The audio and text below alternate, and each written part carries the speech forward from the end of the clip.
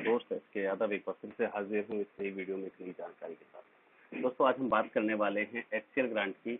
और HCL grant के addition 8 की जो डेट है वो 27 जून तक एक्सटेंड हो गई है, जिसको आप जो है ज़रूर फाइल कर सकते हैं। यहाँ फाइल करने के लिए आपको ध्यान रखना है, साइन इन के ऑप्शन पे आपको जाना है। यहाँ पर रजिस्टर का ऑप्शन है, यहाँ पर आपका नाम फिल करना है, नाम के बाद यहाँ ऑर्गेनाइजेशन का नेम फिल करना है, यहाँ आपका मेल आईडी फिल करना है, यहाँ पर आपको अपना जो है यूजर नेम सेलेक्ट करना है।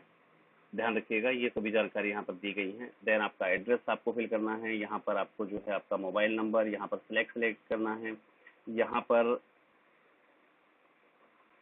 डिस्ट्रिक्ट सेलेक्ट कर लेना है। डिस्ट्रिक्ट सेलेक्ट करने के बाद ग्रांट कैटेगरी आपको एजुकेशन, हेल्थ या एनवायरनमेंट किसमें आपको ग्रांट चाहिए, ठीक है जी, उसमें आपको करने के बाद इन सभी 3 एरियाज पर आप जो है टिक कर सकते हैं जिसमें आपकी संस्था जो है करंटली वर्क कर रही हो। और जैसे ही आप क्रिएट न्यू अकाउंट पे क्लिक करेंगे तो यहाँ पर आपको एक मैसेज मिलता है इस टाइप से, a welcome message with further instruction has been send to your email address. हमें अपना ईमेल एड्रेस चेंज करना है। ईमेल एड्रेस में हमें कुछ इस प्रकार से आपको जो है अपना मेल मिलेगा उस लॉगिन आईडी के साथ जो आपने वहां पर क्रिएट की है। चलिए जी, अब इन्होंने कहा है कि आपको जो है इसको फिल करने के लिए यहाँ पर क्लिक करना है। यहाँ पर हमने क्लिक कर दिया। ये बताया गया कि ये वन टाइम जो है लॉगिन के लिए दिया गया है माताजन कल्याण फाउंडेशन @gmail.com पर। तो हमें इसे लॉगिन पर क्लिक कर लेते हैं, अपना पासवर्ड हम जो है सेट कर लेते हैं। चलिए जी, फटाफट हमें अपना पासवर्ड सेट करना है। पासवर्ड हम मैच कर लेते हैं अपना।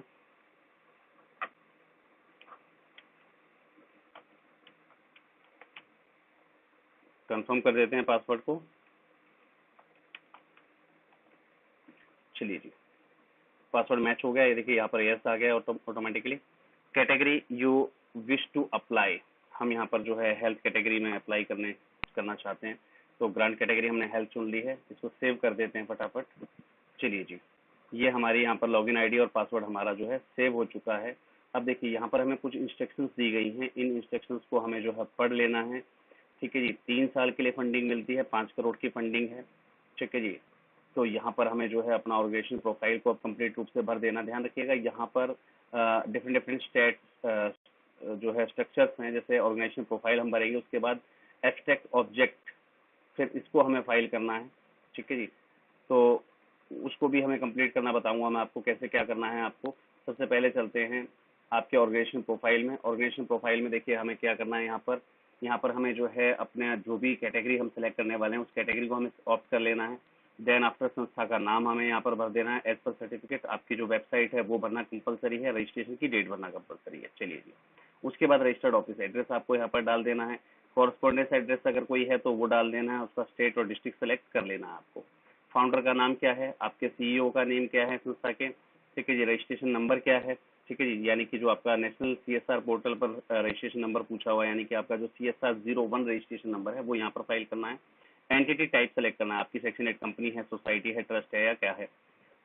संस्था के फाउंडर के बारे में यहाँ पर आपको 100 शब्दों में लिख देना है और संस्था के बारे में 150 शब्दों में आपको जो है पूरी इन्फॉर्मेशन आपको दे देनी है। देन आफ्टर फाइनेंशियल इन्फॉर्मेशन हमसे पूछी गई है कि 2018-19 में आपका जो है एक्सपेंडिचर कितने की थी, इनकम क्या थी, 19-20 और 20-21 का क्या है आपका रिकॉर्ड एक्सपेंडिचर और इनकम का, वो हमें यहाँ पर फिल कर देना है, कंपलसरी है ये।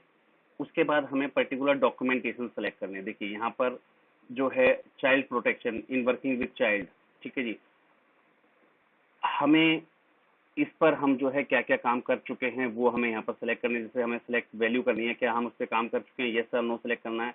अगर हम यस कर चुके हैं तो इसको जो है यस टिक कर देना है।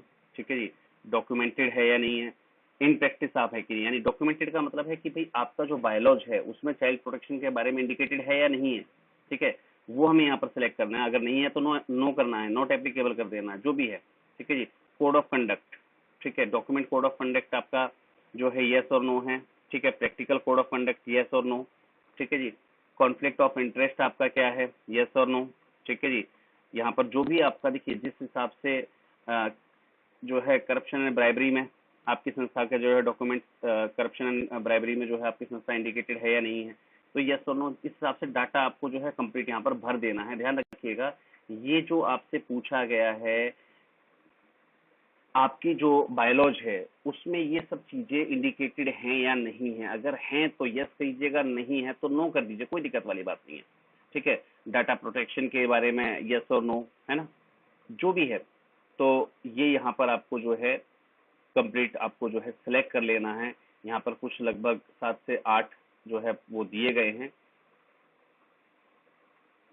जैसे कि कोड ऑफ कंडक्ट होगा आपका, चाइल्ड प्रोटेक्शन है, कोड ऑफ कंडक्ट है, कॉन्फ्लिक्ट ऑफ इंटरेस्ट है, करप्शन एंड ब्राइबरी है, डाटा प्रोटेक्शन है, फाइनेंस एंड अकाउंट्स है, ग्रेवियंस रेड्रेसल है, ह्यूमन रिसोर्स है, इंक्लूजन है, मॉनिटरिंग एवोल्यूशन एंड क्वालिटी है, पॉस्को के बारे में है, प्रोक्योरमेंट के बारे में, सेक्सुअल हैरेसमेंट और विजल ब्लोअर। तो ये सभी चीजें आपके यहाँ पर जो है इंडिकेटेड है या नहीं है वो आपको यहाँ पर सेलेक्ट कर देना। Then after please indicate if the following are applicable to your organisation and if you are not if you are in compliance with other respective prescribed rules. ठीक है, तो आपके पास 12 है या नहीं है, अगर है तो जो है उसका यहाँ पर जो है आपको उसको कॉम्प्लिएंट है कि नहीं है वो, है ना, एप्लीकेबल एटीजी है या नहीं है, अगर है तो कॉम्प्लिएंट है या नहीं है। तो इस टाइप से आपको सीएसआर रूल्स के लिए आप एप्लीकेबल हैं या नहीं है ना। तो ये सभी चीज आपको जो है सिलेक्ट कर देना है। एम्प्लॉयज प्रोविडेंट फंड वगैरह आपकी संस्था में मिल रहा है कि नहीं मिल रहा है, उसके हिसाब से ईएसआई है कि नहीं है ना। एम्प्लॉय स्टेट इंश्योरेंस कॉर्पोरेशन के माध्यम से आपका जो एम्प्लॉय स्टेट इंश्योरेंस आपने करवाया हुआ है कि नहीं करवाया अपने एम्प्लॉयज का। एफसीआरए अवेलेबल है या नहीं है वो सिलेक्ट कर देना। जीएसटी आपके पास एप्लीकेबल है या नहीं है ना। ग्रेजुएटी आपकी जो है एप्लीकेबल है या नहीं है। ठीक है, मिनिमम वेजेस आपके यहाँ लागू होते हैं या नहीं है ना। आपके पैन नंबर है या नहीं है, आपका जो है प्रोफेशनल टैक्स एप्लीकेबल है या नहीं है, टैक्स डिडक्शन सोर्सेज यानी कि टीडीएस आप पे एप्लीकेबल है या नहीं है। तो ये सारी चीज आपको यहाँ पर सेलेक्ट कर देनी है यस और नो में। उसके बाद हमें does your organisation has defined bylaws and similar documents to govern its operation. क्या इस पर्टिकुलर ऑपरेशन के लिए आपके जो है बायलॉज वगैरह में जो है इंडिकेटेड है सब चीजें, यस और नो टिक करना है। इफ यस अगर है तो बायलॉज के कौन से allows your organisation to work in the area of, क्या आपका जो है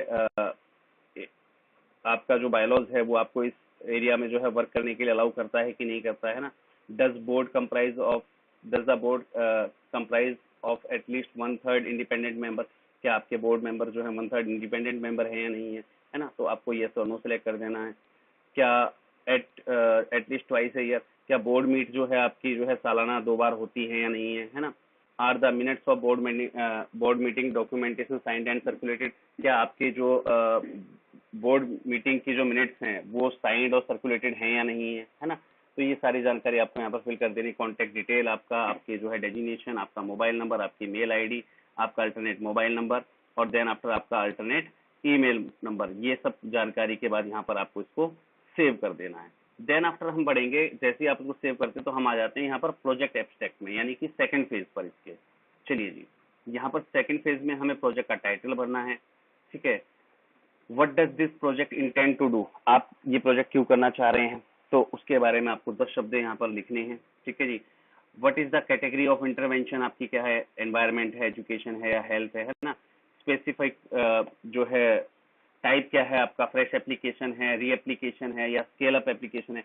देखिए, फ्रेश एप्लीकेशन का मतलब नया आवेदन आप भर रहे हैं, री एप्लीकेशन का मतलब है रेप्लीकेशन का मतलब है आप उसको जो है दूसरा आवेदन भर रहे हैं या उसको किसी भी आवेदन, पिछले वाले आवेदन को आप रिप्लेस कर रहे हैं। मान लीजिए आपने पहले हेल्थ में लगाया था, नहीं आपका पास, वो आप उसको रिप्लीकेट कर रहे हैं, है ना। स्केल अप का मतलब आप पहले से कोई प्रोजेक्ट चला रहे थे, आप उसको अब बढ़ाना चाहते हैं, उसका स्केल अप करना चाहते हैं। तो जो भी है आपका जो प्रोजेक्ट टाइप है वो स्पेसिफिक प्रोजेक्ट टाइप आपको जो है सेलेक्ट करना है। एचसीएल का बजट कितना रहेगा, अदर डोनर का बजट कितना रहेगा। ठीक है, और आपकी जो वैल्यू है वो देखिए यहाँ पर 36 मंथ बताया हुआ है, यहाँ पर 5 करोड़ की जो टोटल वैल्यू मिलती है, मैक्सिमम 5 करोड़ तक का प्रोजेक्ट आपको लगाना है जिसकी टोटल वैल्यू जो है 36 महीने होनी चाहिए। चलिए जी, कहाँ पर ये प्रोजेक्ट इंप्लीमेंट होगा, स्टेट और डिस्ट्रिक्ट सेलेक्ट कर देना है। Number of propose village select कर देना है आपको यहाँ से कि कितने जिलों में आपका ये काम चलेगा। अगर आप एडिशनल डिस्ट्रिक्ट ऐड करना चाहते हैं, एडिशनल स्टेट ऐड करना चाहते हो, यहाँ से आप कर सकते हैं। चलिए जी, आप क्यों सोचते हैं कि ये प्रोजेक्ट आपका नेसेसरी है, उसके बारे में कुछ शब्द आपको यहाँ लिखने हैं। ठीक है जी, who will benefit from this project, इस प्रोजेक्ट से कौन बेनिफिट, किसको फायदा मिलेगा, फार्मर्स को, वुमेन्स को, चिल्ड्रंस को, स्टूडेंट्स को, टीचर्स को, एलिफेंट, जो भी है वट एवर, एसएचजी, एफपीओ, जो भी है वट एवर, या पर्टिकुलर ग्रुप को आप जो है हेल्प दे रहे हैं, तो वहाँ डायरेक्ट बेनिफिशियरी टाइप आपको जो है सिलेक्ट कर देना है। प्रोजेक्टेड नंबर ऑफ बेनिफिशियरीज कर देना है, कि भाई लगभग कितने नंबर ऑफ बेनिफिशरीज आपके जो है इससे डायरेक्ट बेनिफिशरी के रूप में सिलेक्ट होंगे।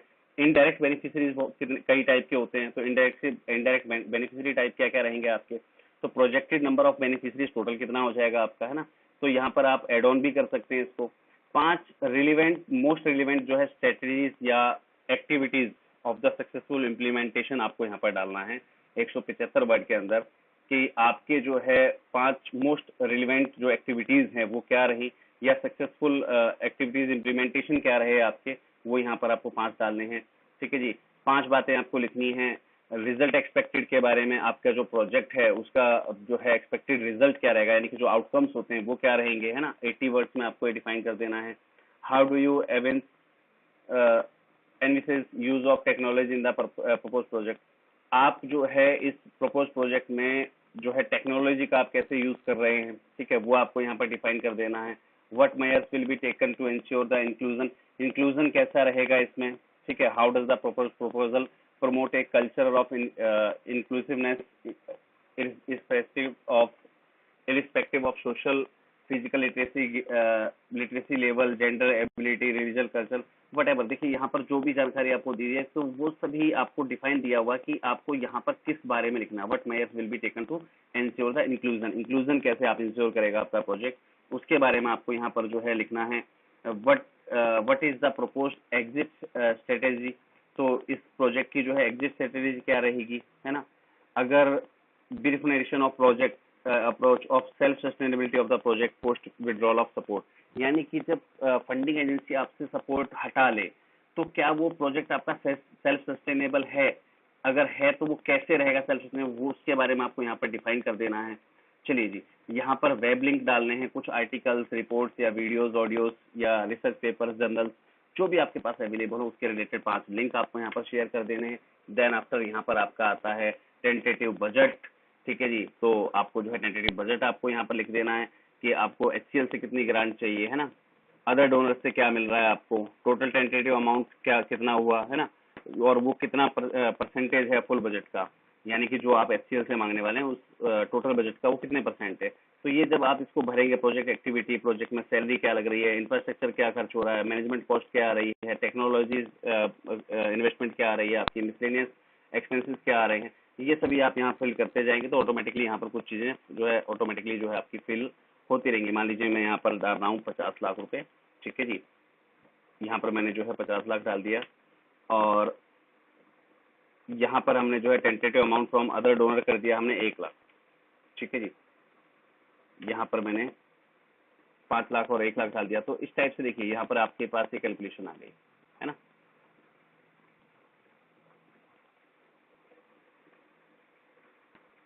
ये देखिए, ये 5 लाख, क्योंकि ये रुपीज जो शब्द लिखा हुआ है ये लाख के अंदर है। आपको जो है 1 करोड़ के लिए अगर अप्लाई करना है तो यहाँ पर जो है 100 लाख रुपए हो जाएंगे ना। तो इस टाइप से आपको जो है अप्लाई कर देना है। ये देखिए, तो ये हमारा जो है 100 लाख का मतलब हो गया, 1 करोड़ का बजट हमारा हो गया। तो इस टाइप से आपको जो है सारा अमाउंट यहाँ पर फिल कर देना है। कुछ जो ग्राफ्स है वो आपके ऑटोमेटिकली फिल होते रहेंगे, परसेंटेज अपने आप ऑटोमेटिकली निकलती रहेगी। तो आपको ये सब चीजों का ध्यान रखना है। गवर्नमेंट पार्टनरशिप या इसकी लेवरेज क्या रहेगी, है ना, तो वो आपको यहाँ पर इंडिकेट कर देनी है। कोई भी documentation, 3 pictures which best describe and relates to your project, आपके प्रोजेक्ट से रिलेटेड 3 बेहतरीन पिक्चर आपको यहाँ पर जो है वो अपलोड कर देनी है। तो वो यहाँ पर आप अपलोड कर सकते हैं। अपलोड करने के लिए इमेज साइज वगैरह जो है वो दिए हुए हैं ऑलरेडी आपको। इन चीजों का आपको ध्यान रखना है। चलिए जी, अब बढ़ते हैं इसके थर्ड पार्ट की ओर, वो है हमारा डॉक्यूमेंटेशन। चलिए जी, यहाँ पर हमें डॉक्यूमेंटेशन में करना क्या है, हमें डिक्लेरेशन फॉर्म जो है यहाँ से आप डाउनलोड कर सकते हैं। देखिए यहाँ पर दिया हुआ डाउनलोड डिक्लेरेशन फॉर्म, यहाँ से आपको डिक्लेरेशन फॉर्म डाउनलोड करना है। उसको सी साइन करने के बाद यहाँ पर जो है अपलोड कर देना है।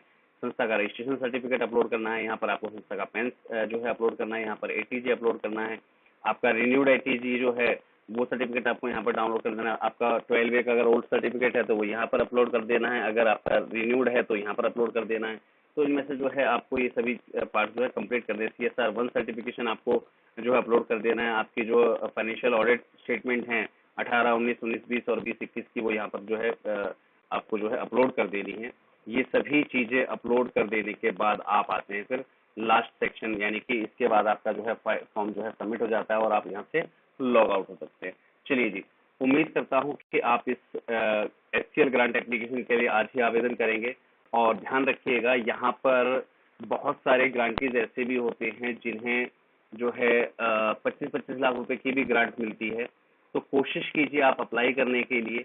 अप्लाई करेंगे तभी जो है कुछ ना कुछ रास्ते जरूर निकलेंगे। और बहुत सारे जो है एचसीएल फाउंडेशन के साइन ऑफ सेशंस होते रहते हैं, उन साइन ऑफ सेशंस को भी जो है आप अटेंड करने का प्रयास कीजिए। चलिए मिलते हैं अगली किसी और वीडियो में नई किसी जानकारी के साथ। और अभी तक अगर आपने चैनल को सब्सक्राइब नहीं किया तो चैनल को सब्सक्राइब कर लीजिएगा। सेकंड चैनल हमारा जो दूसरा चैनल है जहां पर हम डिटेल प्रोजेक्ट की बात करते हैं, यानी कि जहां पर हम पूरे प्रोजेक्ट को भरकर दिखाते हैं, उसका लिंक मैं जो है डिस्क्रिप्शन बॉक्स में दे रहा हूं, उसको जरूर सब्सक्राइब कर लीजिएगा। और जब वहां पर आपके कमेंट्स अवेलेबल हो जाएंगे या फिर हमारी इस वीडियो में आपके जो है 100+ कमेंट्स आ जाएंगे कि हमें एचसीएल ग्रांट को जो है कंप्लीट फिल करके विद प्रोजेक्ट फिल करके आप दिखाइए, अगर ऐसे आपके 100+ कमेंट्स हो जाते हैं तो हम जरूर उस चैनल पर जो है इस एचसीएल ग्रांट का जो है लाइव एप्लीकेशन जो है प्रोसेस जरूर वहां पर अपलोड करेंगे। चलिए मिलते हैं अगली किसी और वीडियो में नई किसी जानकारी के साथ। तब तक के लिए जय हिंद, जय भारत, धन्यवाद।